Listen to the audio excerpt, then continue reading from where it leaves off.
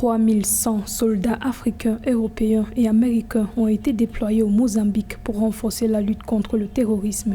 C'est dans le cadre d'une mission de formation militaire spécialisée lancée par l'Union européenne le 3 novembre 2021. La mission de 2 ans vise à soutenir les troupes mozambicaines dans la lutte contre l'insurrection djihadiste et la protection des civils.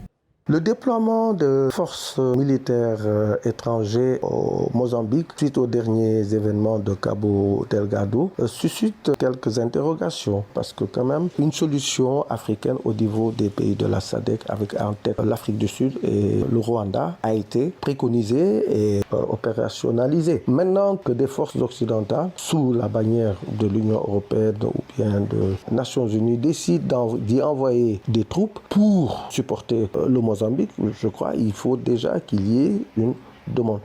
La mission comptera 140 officiers de formation. Depuis la découverte en 2013 d'importants gisements de gaz évalués à 160 trillions de pieds cubes au nord du Mozambique, le pays est confronté à une augmentation de l'insurrection djihadiste. Les attaques ont entraîné plus de 3000 morts et près de 800 000 déplacés dans cette partie du pays, selon l'Agence des Nations Unies pour les réfugiés.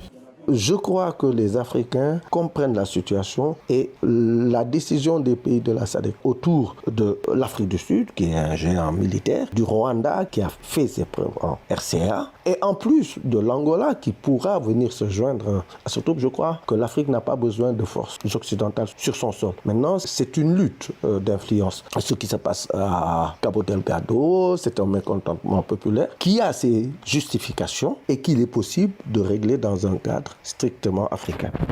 Rappelons que l'Union européenne avait déployé plus de 1000 soldats au Mozambique en septembre 2021, après la meurtrière attaque terroriste du 24 mars 2021 perpétrée dans la ville de Palma. Le Rwanda et l'Afrique du Sud avaient également envoyé plus de 2500 militaires plus tôt cette année pour aider le Mozambique à contrer les attaques terroristes.